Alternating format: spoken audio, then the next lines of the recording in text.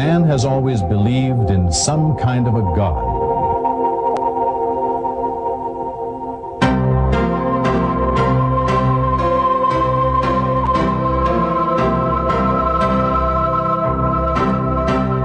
This need to believe in a supernatural and omnipotent being led many to search for a God, start wars in the name of a God, even create a God if they had to. Hello, my name is Bill Buck. In this report, we are going to present to you what we call the ultimate miracle. You see, when man chose to believe in gods, most of these gods had one thing in common. It was required that they be feared, worshipped, served, and revered. Numerous religions sprang up to serve these gods. Some of the oldest religions still exist today, namely Buddhism, Hinduism, and Shintoism. Some of these religions believe in many gods. For example, a god of fire, a god of water, a god of love, a god of prosperity, and so on. Then came the monotheistic religions, those that believe in one God, all of which are considered major influences in global history and affairs. These are Judaism, Christianity, and Islam, and significantly, they share a common belief in one global history and affairs. These are Judaism, Christianity, and Islam, and significantly, they share a common belief in one supreme God. Perhaps the best way to portray these is to look at Jerusalem, where all three religions mingle. We have a historical account of biblical and other prophets and the miracles that they are credited with having performed. There was Moses, who we are told talked to God and led the Jews out of bondage and brought them the 10 Commandments. He even parted the Red Sea when pursued by Pharaoh and his troops, according to the Bible. There was Jesus Christ, who is the Son of the living God to Christians. Through him, Christians entered into a new covenant with their Creator. Lastly, there was Muhammad. Muslim history tells us that in Mecca, God revealed to him the Quran, the Muslim holy book, which is recited fervently and followed by 1/5 of the world's population. For many centuries, and in spite of man's experience with religion, there still remain many mysteries. The most baffling and complex mystery of all remains the identity and the concept of this God that man has never seen and yet believes in so religiously. This sea of religious confusion has been swelling all the time. Many religions, all claiming to be right, began to break into sects. During all this time, man was advancing economically, socially, militarily, and intellectually. Man continued to advance technologically at an unprecedented pace. But in terms of religion, he was still in this sea of confusion, often misled by tricksters and deeply disappointed with his unanswered prayers to this unseen God. Disappointment and confusion led many to lose their belief. Agnosticism and atheism have become widespread. Many now openly reject or at least question the existence of this God who has been so popular throughout the ages. The theory of Darwin became the accepted opinion of many scientists and scholars who were able to draw supportable conclusions from the proof and arguments presented. But now, most scientific and religious thinkers realize that there are deeper questions. So, where does that leave us? Are there any real solutions to this religious dilemma? On the one hand, man cannot accept the illogical practices that religion dictates to him. Yet, by denying God, man still doesn't find the answers to some of his most burning questions, such as, who am I? Why am I here? Is there a God? What is the purpose of life? Just when man's tolerance to manual labor reached a limit and the Industrial Revolution lay around the corner, now an intellectually enlightening revolution seems to be around the corner. Previous generations were converted to believe in God by means of miracles. However, modern man cannot believe in God because of these. He has watched men walk on the moon. He is presented daily with the latest technological marvel. He has come across too many false claims, fake miracles, and fake prophets. He has become very cynical, especially when it comes to ancient myths and beliefs. With some arrogance, he believes that he knows more than his forefathers, let alone those ancient reporters of fantastic events. He wonders what they would have thought of some of today's miracles. Today's man needs something substantial. He needs an ultimate miracle. All the miracles that were supposed to have converted man over the ages were limited to a particular geographical location or a time period. By definition, an ultimate miracle would be something that is perpetual, not limited to a certain century or geographical location. It would be for all of the people to see all of the time. It would be something that is physical, touchable, examinable, verifiable, and irrefutable. A few years ago, noted scientist and television personality Carl Sagan, in his best-selling novel, talked about a mathematically coded message from outer space. On page 431, the author states, "My fondest hope for this book is that it will be made obsolete by the pace of real scientific discovery." Well, it seems that Carl Sagan's fondest hope has come true. Research over the past few years has uncovered just such a mathematical code in a document that is over 1,400 years old. There are other miraculous aspects to this document. For instance, only in the past 20 years has science been able to witness the development of the fetus in the very early stages. However, 1,400 years ago, the development of the fetus in the first 28 days had already been documented, and with such graphic accuracy that it left Dr. Moore, chairman of the anatomy department at the University of Toronto, utterly amazed. For at this stage, the embryo is only about 1/10 of a millimeter long and would appear like a dot to the human eye. To discern its shape would require a powerful microscope. However, microscopes were not developed until the 17th century. And yet, 1,400 years ago, we find the following. Thereafter, we created of the drop a thing which clings, a leech-like structure. Dr. Moore confirmed that the embryo does in fact cling to the wall of the uterus. Another passage describes the stages of fetus development. God makes you in the wombs of your mothers in stages, one after another, within 3 veils of darkness. Dr. Moore confirmed the accuracy of this description also. He explained that the 3 veils could reasonably be interpreted to mean the mother's abdominal wall, the wall of the uterus, and the amniochorionic membrane. It goes on. We've all heard about the Big Bang Theory, but who would expect to find an account about the Big Bang Theory 1,400 years ago? But there it is. Do the disbelievers not realize that the heavens and the earth used to be one entity? Then we parted them. The separation process resulted in the formation of multiple worlds. Mention of these worlds is made several times in the document. Also, it would seem that the modern discovery of bridges of matter, which are present outside organized astronomical systems, is referenced in the verse which reads, God is the one who created the heavens, the earth, and what is between them. Today we will only preserve your body to set you up as a sign for subsequent generations. Indeed, most people are heedless of our signs. Miraculously, it seems that the Egyptians were exclusively gifted with the science of mummification. In 1898, Loret discovered the mummified body of Ramses II at Thebes in the Valley of Kings, where it had lain untouched for 3,000 years. He had it transported to Cairo, where it may be seen to this day. The medical study of the mummy of Merneptah, pharaoh of the Exodus, has yielded further useful information on the possible cause of this pharaoh's death. The lack of signs of deterioration of the body proves that the body did not stay in water for a prolonged period of time. And in the heavens, for many centuries it was believed that the moon had its own light. Science discovered not too long ago that the moon really did not generate its own light, but acted only as a reflector of the sun's rays. God is the one who made the sun luminescent and the moon a light, and he designed its phases to provide you with a timing device. God did not create all this in vain.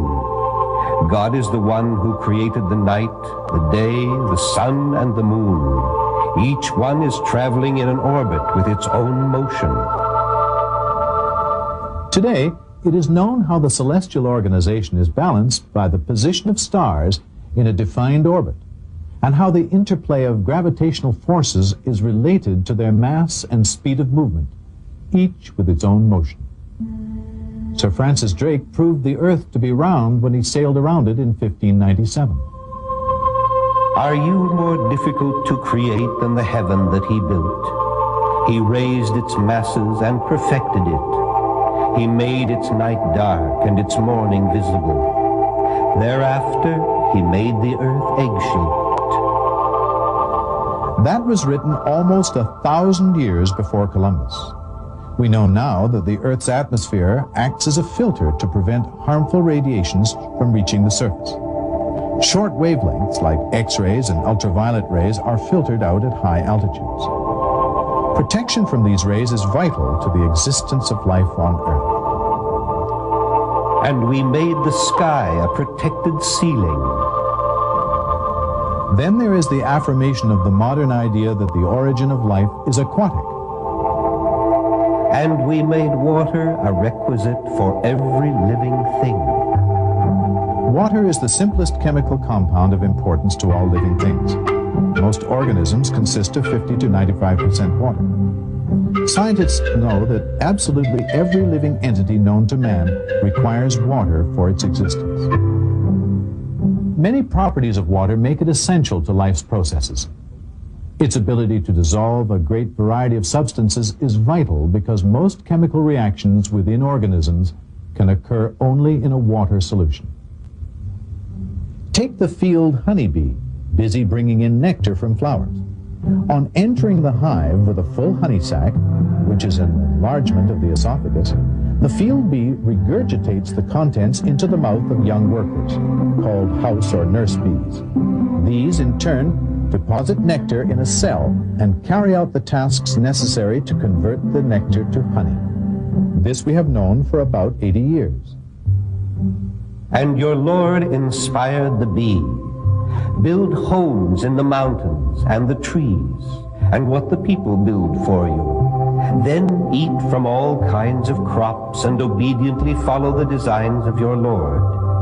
Out of their bellies comes a liquid of various colors, wherein there is healing for the people. This should be a sign for those who reflect. Remember, this statement was made 1,400 years ago. How in the world could somebody have known 1,400 years ago that honey came from the belly of the bee? This document also claims that there is a healing property in honey. Honey does, in fact, have mild antiseptic properties. The Russians used honey to cover their wounds in World War II. The wounds retained an amount of moisture and left very little scar tissue. Because of its density, no fungus or bacteria could grow in the wound. It is also known that if a person suffering from allergies from a certain plant is given honey produced from that plant, that person builds up certain resistance to the allergy. 1,000 years before the discovery of the circulation of blood, and roughly 13 centuries before it was known what happens in the intestine to ensure that the organs are nourished by the process of digestive absorption, we find a verse in the document. From between the urine and the blood comes pure, delicious milk.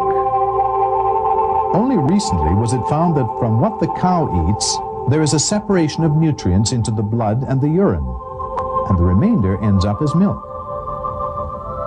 Progress in botany 1,400 years ago was nowhere advanced enough for it to establish as a rule that plants have both male and female parts. Nevertheless, we read in the document, God is the one who sent water down from the sky and thereby brought forth pairs of plants, each separate from the other. Today we know that fruit comes from plants that have sexual characteristics, even when it comes from unfertilized fruits like bananas. Of all fruits, God placed on the earth two of a pair. This document stated to early man the remarkable premise that mountains move like the clouds. We know this to be true now, since the earth rotates around its axis and around the sun. But to an ancient, what could be more contradictory to the obvious than that mountains move? And yet, when you look at the mountains, you may think that they are standing still, but they are moving in the same manner as the clouds. Such is the creation of God. We know now of continental drift, of folding, which forms mountain ranges. The Earth's crust is like a solid shell on which we can live, while the deeper layers are hot and fluid. Have we not made the earth an expanse, and the mountains stakes? The stake-like stability of the mountains is linked to the folding phenomenon in that the folds provide the foundations for the reliefs that form the mountains. From this aspect, they are indeed like tent stakes driven deep into the ground. He makes his chest straightened, like one who climbs towards the sky. Fingerprinting became a scientific method of identification in the 1880s with the research of Sir Francis Galton. Galton calculated mathematically that no two persons could have exactly the same fingerprint patterns. We can even reconstruct the tip of his finger. All of these scientific phenomena have been taken from the same book. Other examples contain infinitely more precious data, which directly relate to facts discovered by modern science. But it took modern computers to discover them. It is only now that the numerous verses of this text have finally become comprehensible. Dr. Maurice Bucaille, an eminent French scientist, says that it is impossible to explain how a text produced 1,400 years ago could have contained ideas that have only been discovered in modern times. Many other scientific phenomena, the barrier between salt and fresh water, the branch-like progression of combustion, all were mentioned 1,400 years ago. In a notable recent experiment conducted by NOVA, it was found that at the exact moment of death, there is a slight weight loss in humans, but not animals. This document states that at the moment of death, God takes the soul away. And now we come to the most incredible significance of these discoveries. Remember, we said that modern man needs an ultimate miracle to release himself from the bondage of religious frustration and confusion about his Creator. Well, it so happens that this ultimate miracle does exist in this document, the identity of which we are about to reveal. This ultimate miracle exists in the form of a scientifically proven mathematical code that is touchable, examinable, verifiable, and utterly irrefutable. Not only does it prove that the author of this divine document is God Almighty, but it also serves as the first physical evidence for the very existence of God. And it serves as a means for preservation, for the document itself, so that the reader knows that every word, indeed every letter, is from God Almighty. This document is the Quran. And the ultimate miracle is the perfect and unchallengeable mathematical code. This mathematical code, this signature of the Creator, has always been here in the Quran for all to see. But only recently was it revealed, and then only with the help of a modern computer, by Dr. Rashad Khalifa, the Imam or minister of the Mosque of Tucson. Briefly, let me explain. The Quran consists of 114 chapters. 29 of these chapters are prefixed with letters that remained mysterious for 1,400 years. Nobody knew what they meant until now. Before we go into details of this, let us look at a simple example that will allow us to realize the magnitude of this miracle. Take a simple sentence like, Jack and Jill went up the hill. There are 7 words and 24 letters in this sentence, and this is called the simple mathematical structure of this sentence. Now, let us try and change this mathematical structure, but still try and convey a specific meaning in good English. Let us say we want to convey the same meaning with a sentence containing 7 words and 26 letters. We must pad 2 letters in Jack and Jill went up the hill. In trying to do this, we soon see that the word Jack and the word Jill cannot be changed. The word over cannot be substituted for up because it conveys a separate meaning. Similarly, the word the cannot be replaced by a because a hill refers to any hill. In other words, it becomes pretty difficult to change the mathematical structure of a simple sentence and still have an accurate and acceptable statement in English. Now, How about if we try and group sentences that convey specific meanings into a mathematical pattern, not only controlling the count of total letters, but also the count of specific letters within words? Suppose we want to take Jack and Jill went up the hill to fetch a pail of water, and change the total number of A's plus the total number of I's to 9 instead of 8. There are 7 words containing the letters A and I that make perfect English and cannot be changed. So we can only try and change the rest of the words, but this will again convey a different meaning to the sentence. It quickly becomes apparent that changing this structure to fit a pattern is almost impossible for just one sentence. Prepare for the shock. The document, the Quran, contains an exquisitely sophisticated control of letters across chapters, within chapters, in combination of letters between words, in total number of sentences, in total number of words, all interlocking with one another, rendering it impossible to duplicate, even with the most powerful computers. Yet, it remains very simple to understand. For example, 29 chapters, roughly 160,000 letters, are prefixed by mysterious letters. Chapter 50 starts with just Q. Chapter 2 has ALM. Chapter 19 has 5 letters as a prefix, KHYAS.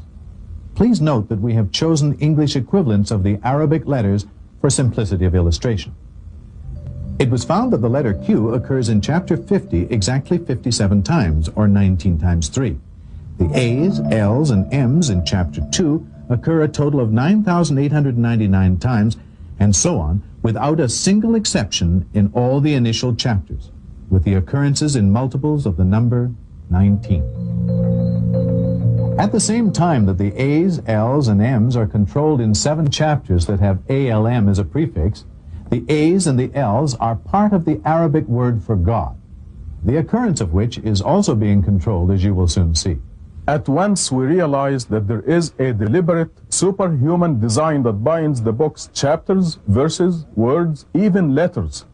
For if one letter was changed, deleted, or added, the whole system collapses. And the fact that this system was discovered 1,400 years after its creation proves that it has been perfectly preserved. The foundation of this mathematical code is the opening statement. In the name of God, most gracious, most merciful, and this contains exactly 38 alphabets, or 19 times 2. In the language of the Quran, Arabic, it contains exactly 19 alphabets and 4 words. These 4 words, namely name, God, most gracious, and most merciful, appear in the whole book 19, 2,698, 57, and 114 times, respectively. All these are multiples of 19. The total number of verses are 6,346. The total chapters are 114. Again, multiples of 19. We are beginning to see that this unique code must have been pretty difficult to construct. On it are 19. Indeed, by the moon, by the night as it passes, by the morning as it shines, this is one of the greatest miracles. Greatest miracle indeed. And now we realize that 19 is the Creator's signature on everything He created. For example, you and I have 209 bones in our bodies, 19 times 11. A full-term fetus remains in the mother's womb 266 days, 19 times 14. The sun, the moon, the earth line up in the same position every 19 years, and on and on and on. The viewer may wonder, why 19? Well, using our ancestral system of numerology, the Arabic and Hebrew word for 1 has a value of 19. And this is what the message of Quran is. 1. One God and one brotherhood of nations under God. The Quran was written under God's direction. One thing is clear. No human being could have written such a complicated and perfectly mathematically coded text. Not then, not now, even with the aid of computers. One of the most important functions of the Quran's mathematical code is that it proves and authenticates by physical evidence all the miracles of the previous prophets and messengers. Moses parted the Red Sea. Jesus revived the dead and healed the hopelessly blind and the leprous, and so on. Now these miracles are mathematically composed within the Quran and proven by this code to be true. God was the witness. His words are divine. And what he has proven by means of the ultimate miracle is that the Quran is indeed his word, the word of God. Therefore, let us look to it to answer some of our most crucial questions, such as why are there famines, disasters, and diseases?